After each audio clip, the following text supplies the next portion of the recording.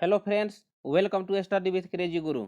Friends, आज हम DRDO septum 10 exam की तरफ से जो जॉब नोटिफिकेशन निकला है, स्टेनोग्राफर, क्लर्क, क्लर्क, ड्राइवर और फायरमैन, तो उस पर हम जो प्रीवियस ईयर क्वेश्चन पूछे गए हैं और पूछे जाएंगे, तो उस पर जो आधारित क्वेश्चन है, एग्जाम पैटर्न पे जो आधारित क्वेश्चन है, तो उसको हम आज लोग क्या करेंगे, डिस्कस करेंगे। ओके फ्रेंड्स, तो देखिए ये जो है टेस्ट सीरीज नंबर 22 है। मतलब देखिए टेस्ट सीरीज नंबर 1 से 21 तक, मतलब 1 से 21 तक, 1 से 21 तक क्या किया गया है, तो study with crazy Guru channel पे आपको क्या किया गया है, अपलोड कर दिया गया है। उसका प्लेलिस्ट बना हुआ है, आप वहां से जाके तैयारी को बेहतर कीजिए। ओके, और यदि आप लोग अभी तैयारी में नहीं भिड़े हैं तो आप लोग तैयारी में भिड़ जाइए, क्योंकि मार्च में इसका एग्जाम ले लेगा। क्योंकि आपको कितना बार बोलती है, ये स्टेट लेवल एग्जाम नहीं है, याद रखिएगा।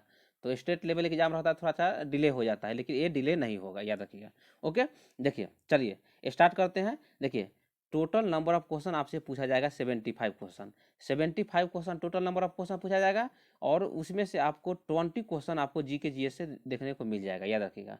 तो इसीलिए जी के जी एस जो है बहुत ही महत्वपूर्ण आपके लिए मतलब पार्ट है। और आपको बता दें, देखिए बीच बीच में हम करेंट अफेयर भी लाते रहेंगे। ओके, पिछले 6 महीना का करेंट अफेयर आपको अपलोड कर दिया जाएगा, और पूरा उसमें क्वेश्चन रहेगा, और पूरा एक्सप्लेनेशन के साथ आपको पूरा आंसर दिया जाएगा। जिस तरह अभी एक्सप्लेनेशन के साथ आंसर देते हैं, उसी तरह उस पर भी एक्सप्लेनेशन के साथ आंसर देंगे। तो इसके लिए आपको क्या करना है, इसके लिए आपको कुछ नहीं करना है, आपको study with crazy Guru channel को सब्सक्राइब कर दीजिए और थोड़ा सा क्लास को शेयर कीजिए। ओके, तो शेयर आप लोग थोड़ा कम करते हैं, तो आपको क्लास को शेयर भी करना है। ओके, चलिए तो हम स्टार्ट करते हैं। और उससे पहले आपको बता दें, देखिए ये मोबाइल नंबर है 7564864459। तो आप यदि ई बुक लेना चाहते हैं तो इस नंबर पे आप क्या करना है कि मतलब ई बुक प्राप्त कर लीजिए। ये नंबर व्हाट्सअप कर दीजिएगा, और वीडियो बना हुआ है कैसे आपको प्राप्त करना हुआ है, और बहुत सारे हम वीडियो में बता दिए हैं। तो रोज रोज वो बताने से क्या होता है, टाइम निकल जाता है। ओके, तो चलिए स्टार्ट करते हैं आज का क्वेश्चन। देखिए आज का क्वेश्चन है, इंटर सर्विसेज इंटेलिजेंस, मतलब आईएसआई जानते हैं ना, आईएसआई कहाँ की गुप्तचर संस्था है। तो आप लोग जानते हैं ना, आईएसआई पाकिस्तान कहाँ की है, पाकिस्तान का। आप जानते हैं ना, आईएसआई पाकिस्तान की क्या है, गुप्तचर संस्था है। मतलब option B is the correct answer. Okay, तो बोलिए सर इसका स्थापना कब हुआ, इसके बारे में तो कुछ बता दीजिए। चलिए इसके बारे में बताते हैं। देखिए आईएसआई, तो आईएसआई का स्थापना कब हुआ था, देश कब आज़ाद हुआ था, 1947 में। इसका स्थापना हुआ था 1 साल बाद, क्योंकि 1947 में भारत और पाकिस्तान का क्या हो गया था, विभाजन हो गया था। ओके, दोनों अलग अलग कंट्री बन गए थे। देखिए 1948 ईस्वी में, 1948 ईस्वी में आईएसए की स्थापना किया गया। कहाँ पे, पाकिस्तान में आईएसआई का स्थापना। ओके, किसके द्वारा किया गया था, तो रॉबर्ट कॉथम के द्वारा। किसके, रॉबर्ट कॉथम है ना, कॉथम के द्वारा स्थापना किया गया था। ओके, चलिए इससे आपको पूछ देगा। देखिए आईएसआई का हेड क्वार्टर कहाँ है, तो हेड क्वार्टर पाकिस्तान में ही होगा ना। कहाँ पे, इस्लामाबाद में। तो आईएसआई का हेड क्वार्टर कहाँ पे है, इस्लामाबाद पाकिस्तान में है। ओके फ्रेंड्स, चलिए इतना समझ गए ना। चलिए तो इसका स्थापना 1948 में किया गया था। इसका तो कुछ उद्देश्य होगा ना, कोई उद्देश्य होगा। देखिए इसका उद्देश्य था पाकिस्तान की आंतरिक और बाह्य सुरक्षा में का जिम्मा लेना। क्या, पाकिस्तान का आंतरिक और बाह्य सुरक्षा में क्या करना, जिम्मा लेना। याद रखिएगा फ्रेंड्स। तो इस तरह क्वेश्चन पढ़े जाते हैं। इस तरह क्वेश्चन पढ़ने से क्या होता है कि आप लोग चीज़ों को जल्दी याद कर लीजिएगा, और मतलब एग्जाम में क्वेश्चन आएगा, आप मतलब एकदम सही करके आइएगा, याद रखिएगा। चलिए तो इसके बारे में और जितना भी आपको option A B C D दिया हुआ ना, भारत का कौन सा संस्था है, गुप्तचर संस्था है, कनाडा का कौन सा है, चीन का कौन है सा है, तो सबको आपको बारे में थोड़ा थोड़ा जानना जरूरी है। तो चलिए आपको बता देते हैं। देखिए तो भारत का देख लीजिए, भारत का गुप्तचर संस्था कौन कौन सा है, देख लीजिए। आईबी जानते हैं ना, इंटेलिजेंस ब्यूरो। ओके, उसके बाद देखिए रॉ जानते हैं, रिसर्च एंड एनालिसिस विंग। मतलब रॉ के बारे में भी आप जानते हैं। तो कौन कौन है, देखिए भारत का आईबी है, उसके बाद रॉ है। ओके, रॉ है, उसके बाद सीबीसी मतलब केंद्रीय सतर्कता आयोग है, उसके बाद है केंद्रीय जांच ब्यूरो मतलब सीबीआई जानते हैं ना, सीबीआई जानते हैं। उसके बाद राष्ट्रीय जांच एजेंसी कौन है, एनआईए भी है। ओके, एनआईए भी है, और ईडी भी है। ईडी जानते हैं ना, ईडी प्रवर्तन निदेशालय। तो भारत का कौन कौन सा है, आईबी है, रॉ है, सीबीसी है, सीबीआई है, एनआईए है, और ईडी है। ओके, उसके बाद देखिए चीन की खुफिया एजेंसी कौन है? देखिए एमएसएस जो है ना, चीन की खुफिया एजेंसी है। ओके, चलिए, तो आईएसआई का जो हेड क्वार्टर आपको बता देना, आईएसआई का हेड क्वार्टर आपको पाकिस्तान में इस्लामाबाद में है, आपको बता दिए 1948 में स्थापना हुआ था।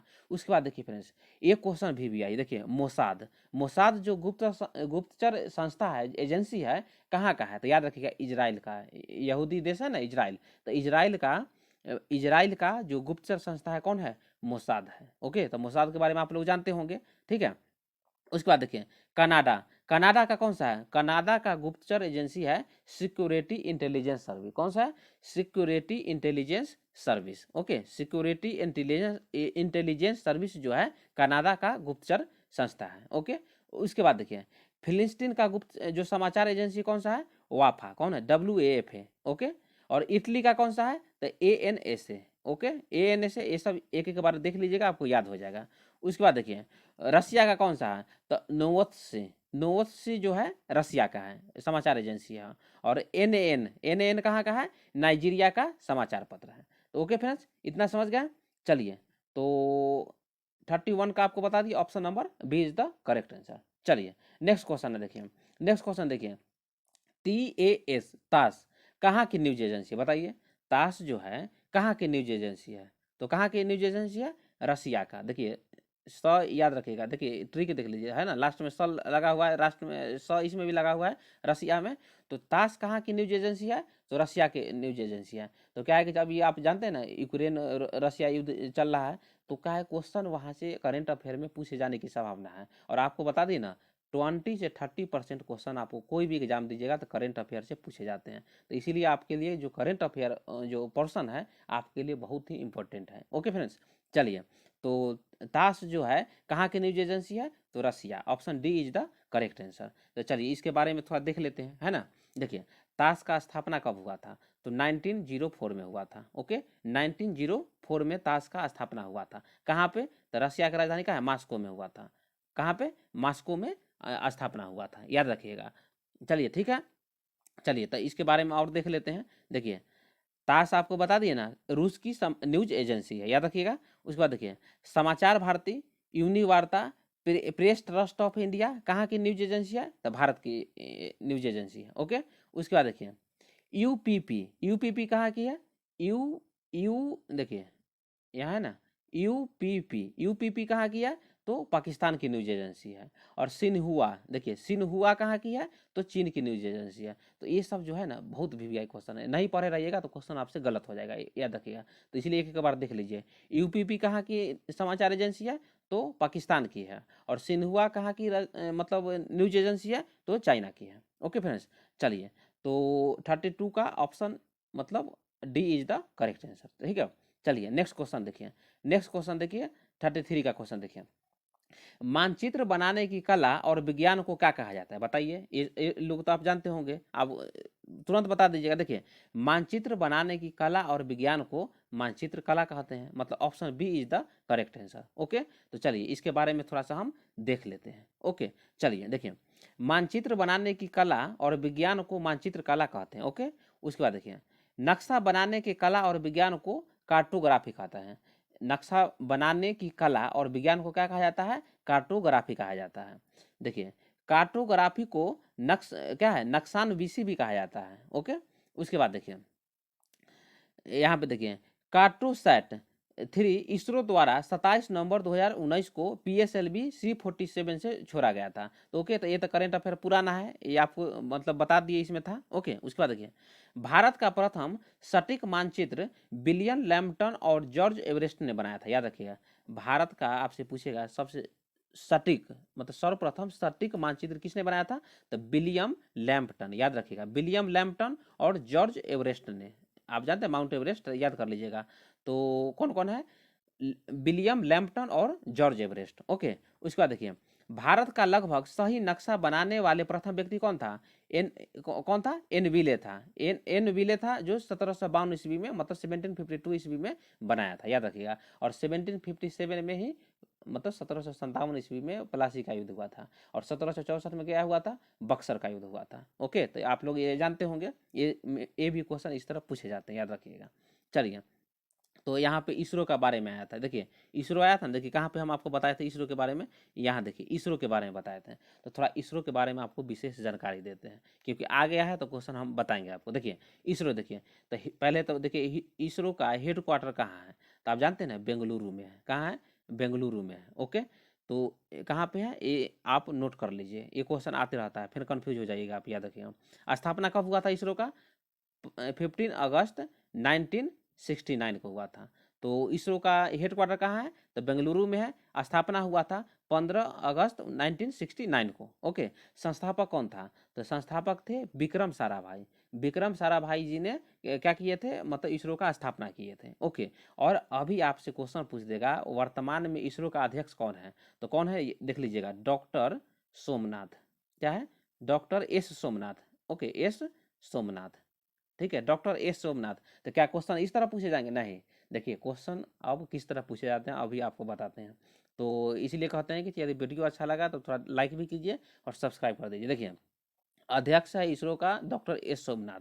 क्वेश्चन आपसे पूछा जाएगा जो डॉक्टर एस सोमनाथ है इसरो के मतलब कितने नंबर के मतलब अध्यक्ष हैं, तो याद रखिएगा फ्रेंड 10वें नंबर का, याद रखिएगा। ओके, कितने नंबर का है?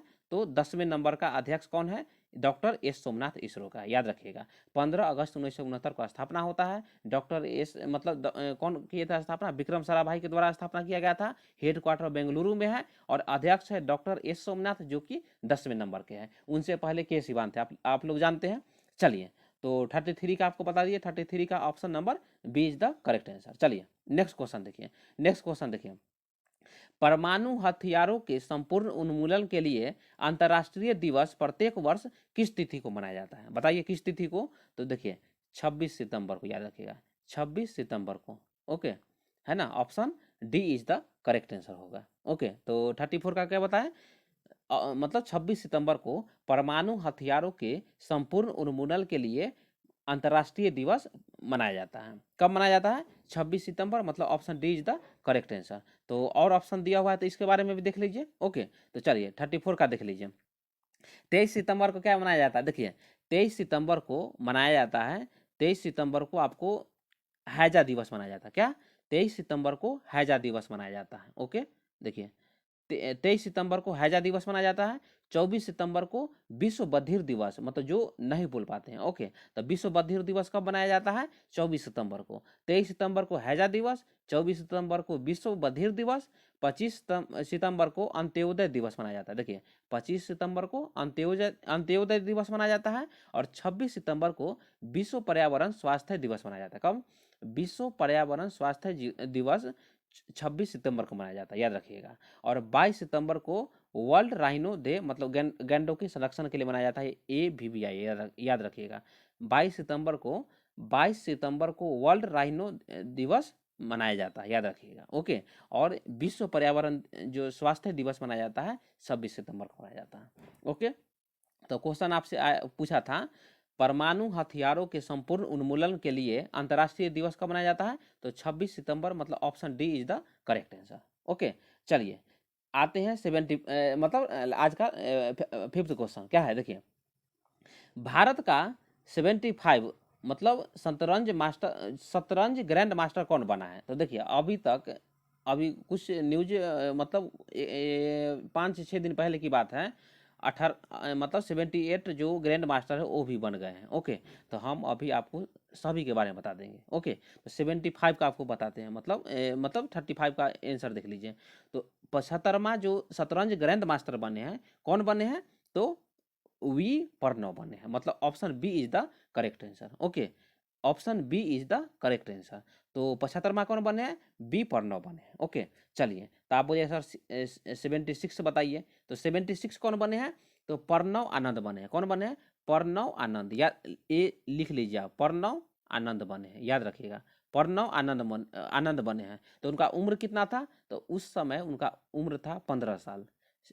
उम्र 15 साल था और कहाँ के थे? तो बेंगलुरु के था। तो क्वेश्चन इसी तरह भी आ जाता है, प्रणव आनंद मतलब किस राज्य से बिलोंग करते हैं, क्वेश्चन ऐसे भी पूछा जाता है, याद रखिएगा। तो कोई कोई एग्जाम में जैसे आप देखे होंगे PV सिंधु किस राज्य से बिलोंग करते हैं, उसके बाद आनंद मतलब विश्वनाथ आनंद मतलब किस राज्य से निवास करते हैं, ऐसा क्वेश्चन पूछे गए हैं। तो ये इसलिए आप लोग याद कर लीजिएगा। तो 76 जो ग्रैंड मास्टर जो बने थे, प्रणव आनंद बने थे, मात्र 15 साल के थे, बेंगलुरु के रहने वाले थे। और एक ग्रैंड शतरंज जो हुआ था, कहाँ हुआ था? तो रोमानिया में हुआ था। कहाँ पे हुआ था? रोमानिया में हुआ था। चलिए 76 के बारे में बता दिए, 76 प्रणव आनंद। चलिए अब हम 77 के बारे में बताते हैं। तो 77 कौन है? आदित्य मित्तल।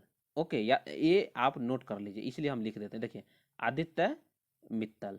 ओके, आदित्य मित्तल 77 कौन बने ग्रैंड मास्टर? आदित्य मित्तल मित्तल बने। उनका उम्र था मात्र 16 वर्ष, मतलब 16 वर्ष के थे। ओके, 16 वर्ष के थे। और कहाँ के थे? तो ये मुंबई के थे। ओके, ये याद रखिएगा, ये कहाँ के थे? मुंबई के थे। और कहाँ पे हुआ था ये जो शतरंज हुआ था? वो हुआ था स्पेन में। ओके, चलिए 77 के बारे में बता दिए। और अभी हाल में ही 78 ग्रैंड मास्टर बने हैं। तो बोलिए सर, शतरंज जो ग्रैंड मास्टर 78 बने हैं वो कौन है? तो देखिए ये बहुत वीवीआई है। अभी बने हैं कौस्तव चटर्जी। कौन है? देखिए कौस्तव चटर्जी।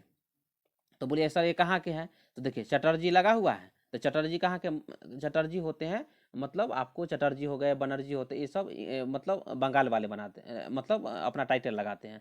तो आप समझ गए ना, कौस्तव चटर्जी पश्चिम बंगाल के हैं। ओके, याद रखिएगा। और उनका उम्र मात्र 19 वर्ष है। ओके, समझ गए ना। तो 78 के भी बता दिए। तो 35 का आपका जो 75 वाला जो ग्रैंड मास्टर पूछा था, तो क्या था? वी प्रणव, मतलब option B is the correct answer. चलिए नेक्स्ट क्वेश्चन देखिए। नेक्स्ट क्वेश्चन देखिए, ये सब क्या है कि ये सब आपका करंट अफेयर का क्वेश्चन है। ओके, और करंट अफेयर हम फिर आपको पिछले 6 महीना का अपलोड ये चैनल पे आपको मिलते रहेगा। क्वेश्चन रहेगा, उसके बाद आपको आंसर दिया जाएगा और फुल एक्सप्लेनेशन के साथ आपको बताया जाएगा। तो ओके, और बोलिएगा सर इसका पीडीएफ कहाँ मिलेगा? तो आप टेलीग्राम पे स्टडी विथ क्रेजी गुरु पे सर्च मारिएगा टेलीग्राम पे, और वहाँ पे आप ज्वाइन हो जाइए। ओके फ्रेंड्स, चलिए देखिए 36 का क्वेश्चन क्या है। केंद्रीय गृह मंत्री अमित शाह ने किस प्रदेश के पहाड़ी समुदाय को अनुसूचित जाति मतलब एसटी का दर्जा देने की घोषणा की? तो किसको किसको देने की घोषणा की थी? तो जम्मू कश्मीर, मतलब option A is the correct answer. Okay, मतलब जो गृह मंत्री कौन है अभी? मतलब देश के गृह मंत्री है अमित शाह। ठीक है, अमित शाह गृह मंत्री है। उन्होंने मतलब जम्मू कश्मीर को पहाड़ी समुदाय को जो अनुसूचित जनजाति है एसटी, उनको दर्जा देने की घोषणा की है। तो जम्मू कश्मीर। तो बोलिए सर जम्मू कश्मीर के बारे में थोड़ा बता दीजिए। तो देखिए जम्मू कश्मीर का पहले नंबर आप क्या देखना है? कैपिटल देखिए। तो पहला है श्रीनगर। ओके, दो कैपिटल वहाँ, श्रीनगर और जम्मू। तो श्रीनगर जो है ना, मई और अक्टूबर के बीच में, मई और अक्टूबर के बीच में जो राजधानी होता है श्रीनगर होता है। और जम्मू जो है नवंबर से अप्रैल तक में मतलब श्रीनगर होता है। तो आपको याद कर लेना है। कैपिटल, दो कैपिटल है जम्मू कश्मीर का। अभी यूनियन मतलब केंद्र शासित प्रदेश है कौन? जम्मू कश्मीर। ओके, तो वहाँ पे जो मतलब आपको क्या बता रहे थे? हाँ, कैपिटल श्रीनगर मई से अक्टूबर तक है कैपिटल रहता है, और जम्मू जो है नवंबर से अप्रैल तक होता है। तो ये पेन डाउन कर लीजिएगा। ओके, चलिए एक चीज़ और बता दें। देखिए अभी वर्तमान में भारत में 28 स्टेट है, 28 स्टेट है। ओके, और 8 यूटी है। तो ये याद कर लीजिएगा, कॉन्फिडेंस में नहीं रहना है आप लोगों को, क्योंकि आप स्टूडेंट हैं। तो जितना आप रिवीजन कीजिएगा उतना आपको फायदा मिलेगा। नहीं तो एग्जाम में जाइएगा और क्वेश्चन यदि गलत हो गया तो फिर आप क्या कहिएगा? बोलेगा अरे सर गलत हो गया क्वेश्चन। तो इसीलिए भारत में 28 स्टेट है और 8 यूनियन टेरिटरी है। ओके, उसके बाद देखिए आप पूछिएगा सर जम्मू कश्मीर के बारे में बताएं तो वहाँ पे क्या मुख्यमंत्री होता है? नहीं, देखिए यूटी में उपराज्यपाल होते हैं। तो उपराज्यपाल कौन है वहाँ का? तो देखिए मनोज सिन्हा, याद रखिएगा मनोज सिन्हा। मतलब दूसरा उपराज्यपाल बने, क्योंकि पहले गिरीश चंद्र मुर्मू थे। जब स्थापना कब हुआ था? देखिए स्थापना हुआ था जम्मू कश्मीर का, एक क्वेश्चन आता है याद रखिएगा, 31 अक्टूबर 2019 को हुआ था। तो बोलिए सर अभी हम 23 में पेपर देंगे, 19 का क्वेश्चन आएगा। आता है क्वेश्चन, देखिएगा फ्रेंड्स, क्वेश्चन जीके में क्या पूछ देगा करंट अफेयर में आपको पता नहीं चलेगा, याद रखिएगा। इसीलिए जो बताते हैं आप थोड़ा ये सब चीज़ पे ध्यान आपको देना है। तो स्थापना कब हुआ था जम्मू कश्मीर का? तो कब कब हुआ था स्थापना? 31 अक्टूबर 2019 को हुआ था। ये याद रखिएगा, ये क्वेश्चन जो है ना फैक्ट, ऐसा क्वेश्चन आता है, याद रखिएगा, डेट आता है। तो कब हुआ था? 31 अक्टूबर 2019 को। तो पहला उपराज्यपाल बने थे गिरीश चंद्र मुर्मू, मतलब जीसी मुर्मू थे। और अभी वर्तमान में कौन बने हैं? मनोज सिन्हा जी बने हैं, याद रखिएगा। और लद्दाख का उपराज्यपाल कौन है? आर के माथुर, आर के माथुर, याद रखिएगा। ओके, तो समझ गए। उसके बाद देखिए आपसे पूछ देगा जम्मू एंड कश्मीर में कितने जिले हैं, तो 20 डिस्ट्रिक्ट है, याद रखिएगा 20 डिस्ट्रिक्ट है, याद रखिएगा। जम्मू और कश्मीर में 20 डिस्ट्रिक्ट है, इतना समझ गए। चलिए ठीक है, तो अब आते हैं नेक्स्ट क्वेश्चन पे। तो 36 का आपको बता दें ना, option A is the correct answer. तो क्वेश्चन इस तरह पढ़े जाते हैं। ओके फ्रेंड्स, चलिए 37 देखिए। 37 में है, क्वेश्चन पूछा है लाल बहादुर शास्त्री एकेडमी निम्नलिखित मतलब किस स्थान पे है, बताइए। एक क्वेश्चन इस तरह क्वेश्चन पूछे जाते हैं, लाल बहादुर शास्त्री जो एकेडमी है निम्नलिखित में से किस स्थान पे है, तो किस स्थान पे है, मंसूरी में है। कहाँ पे, मंसूरी में है। और स्थापना कब हुआ था, 1959 में स्थापना हुआ था। कब हुआ था, 1959 में स्थापना हुआ था। तो चलिए और हम देख लेते हैं इसके इनके मतलब जितना भी इंस्टीट्यूट दिया हुआ कहाँ पे कौन सा है, देख लीजिए। देखिए जो मसूरी में है, मसूरी में लाल बहादुर शास्त्री एकेडमी स्थित है। ओके, 1959 में स्थापना हुआ था। उसके बाद देखिए देहरादून में क्या है, देहरादून में देखिए उत्तराखंड, जानते हैं ना उत्तराखंड, देहरादून। चलिए भारतीय सर्वेक्षण विभाग, याद रखिए भारतीय सर्वेक्षण विभाग उत्तराखंड में है। भारतीय पेट्रोलियम संस्थान कहाँ पे है, देहरादून में है। और केंद्रीय वन अनुसंधान संस्थान देखिए AVVI है, केंद्रीय वन अनुसंधान जो संस्थान है देहरादून में है। ओके, उसके बाद देखिए नागपुर में, नागपुर में क्या है, देखिए केंद्रीय पर्यावरण इंजीनियरिंग अनुसंधान संस्थान, केंद्रीय पर्यावरण इंजीनियरिंग अनुसंधान संस्थान कहाँ पे है, नागपुर में है। ओके, उसके बाद देखिए हैदराबाद में क्या है, राष्ट्रीय भूभौतिकी अनुसंधान अनुसंधान संस्थान, राष्ट्रीय भूभौतिकी अनुसंधान संस्थान, DNA फिंगरप्रिंटिंग प्रेस एवं राष्ट्रीय ग्रामीण विकास संस्थान कहाँ पे है, हैदराबाद में। ये सब आपको बता दिए, ये सब नोट कर लीजिए, एक दो बार देखिएगा आपको याद हो जाएगा। उसके बाद देखिए, उसके बाद आपको बता दिए लाल बहादुर शास्त्री एकेडमी का स्थापना 1959 में हुआ था। ओके, उसका उद्देश्य क्या था, स्थापना क्यों किया गया था, देखिए इसका उद्देश्य उच्चतर सिविल सेवाओं के अधिकारियों को प्रशिक्षण प्रदान करने के लिए समर्पित भारत का अग्रणी क्या था, संस्थान था, इसलिए इसका स्थापना किया गया था। अधिकारियों को मतलब उच्चतर प्रशिक्षण देने के लिए, याद याद कीजिएगा। ठीक है, तो 37 का option B is the correct answer. चलिए 38 में आते हैं। 38 का क्वेश्चन देखिए, भारत की सबसे बड़ी सॉफ्टवेयर कंपनी कौन है, आप जानते हैं कौन है, TCS। कौन है, TCS भारत की सबसे मतलब बड़ी सॉफ्टवेयर कंपनी है, याद रखिएगा। तो इसका फुल फॉर्म बताइए TCS का। आप यदि आप देखिए DRDO सेप्टम 10 का एग्जाम होगा online mode, computer based exam है। तो कौन एग्जाम कंडक्ट करवाता है, तो TCS वाले ही करवाता है, याद रखिएगा। तो TCS का फुल फॉर्म देख लीजिए, क्या है, Tata consultancy services. Okay, Tata consultancy services. Okay, और स्थापना कब हुआ था TCS का, 1968 में हुआ था, याद रखिएगा 1968 में स्थापना हुआ था TCS का। और हेड क्वार्टर कहाँ है इसका, पूछ देगा हेड क्वार्टर कहाँ है, तो मुंबई में है। ओके, कहाँ पे है, तो मुंबई में, ए याद कर लीजिएगा। ओके फ्रेंड्स, उसके बाद देखिए किसके द्वारा स्थापना किया गया था, तो टाटा ग्रुप के द्वारा स्थापना किया गया था, इसलिए इसका नाम पड़ा TCS। तो टाटा ग्रुप के द्वारा स्थापना किया गया था 1968 में, हेड क्वार्टर इसका मुंबई में है। ओके, और फाउंडर कौन था, तो जो फकीर चंद कोहली है और JRD टाटा। ओके, दोनों क्या थे, मतलब स्थापना किए थे। चलिए, तो एक क्वेश्चन आ रहा आपसे पूछ देगा, आपसे अभी वर्तमान में चेयरमैन पूछ देगा। देखिए AVVI है, तो चेयरमैन कौन है, तो नटराजन चंद्रशेखरन। कौन है, नटराजन। ओके, देखिए नटराजन, पेन डाउन कर लीजिए, नटराजन चंद्रशेखरन TCS के चेयरमैन है। ओके, तो 37 का आपको बता दी ना फ्रेंड्स। चलिए उसके बाद देखिए 38 का, हाँ 38 का बता दिया आपको, ऑप्शन ए।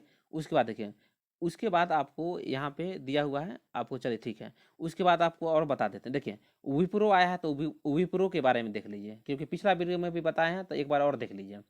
भारत की जो IT सेक्टर में थर्ड स्थान जिसका आता है ना, थर्ड स्थान विप्रो का आता है। पहला TCS का आता है, विप्रो का थर्ड स्थान आता है। ओके, उसके बाद देखिए इसका हेड क्वार्टर कहाँ है, तो इसका हेड क्वार्टर बेंगलुरु में है।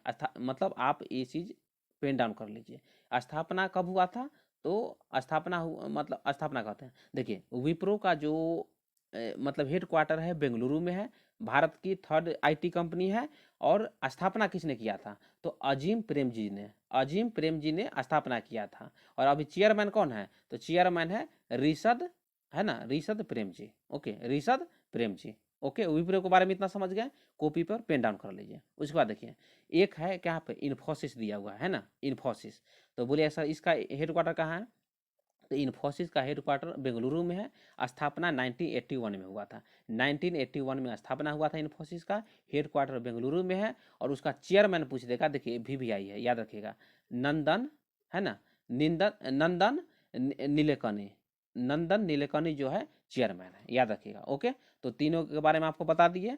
तो ऑप्शन 38 का option A is the correct answer. तो क्वेश्चन आपको इस तरह सॉल्व करना है, तो फायदे में रहिएगा। ओके, चलिए तो 39 का आज का क्वेश्चन देखते हैं। देखिए, ये बहुत VVI क्वेश्चन है, ये आप लोग पेपर दिए होंगे तो ये क्वेश्चन देखते ही ना, ये क्वेश्चन आते ही रहता है। डॉक्टर भीमराव अंबेडकर ने किसे संविधान का आत्मा कहा? बताइए किसको कहा गया था? तो जो संवैधानिक उपचारों का अधिकार, option B is the correct answer. Okay, article 32 है, कौन सा है? देखिए आर्टिकल 32 में दिया गया है। आप जानते हैं ना 12 से 35 तक फंडामेंटल राइट मतलब मौलिक अधिकार है। ओके, और भाग मतलब जो पार्ट 3 में है दिया हुआ है, याद रखिएगा। तो मौलिक मतलब मौलिक अधिकार का ही भाग कौन सा है? मतलब आर्टिकल 32 है, संवैधानिक उपचारों का अधिकार, जिसे डॉक्टर भीमराव अंबेडकर जी ने संविधान का आत्मा कहा है। ओके, उसके बाद देखिए इनके बारे में और देख लीजिए। ओके, देखिए आर्टिकल 32 में 5 अधिकार दिया गया है, 5 रीट आपको दिया गया है। ओके, क्या क्या देख लीजिए। बंदी प्रत्यक्षीकरण, तो क्या करना है, जो इंग्लिश वाले हैं अपना देख लीजिए क्या इसका इंग्लिश। ओके, बंदी प्रत्यक्षीकरण, परमादेश, प्रतिषेध लेख, उत्प्रेषण और अधिकार परीक्षा लेख। ओके, तो 5 जो है ना दिया हुआ है। जब हम पॉलिटी पढ़ाएंगे तो हम पूरे बताएंगे आपको, क्योंकि वीडियो लंबा हो जाएगा। ओके, तो चलिए तो उसके बारे में देख लीजिए। मौलिक कर्तव्य की संख्या कितना है? मौलिक कर्तव्य की संख्या 11 है, याद रखिएगा।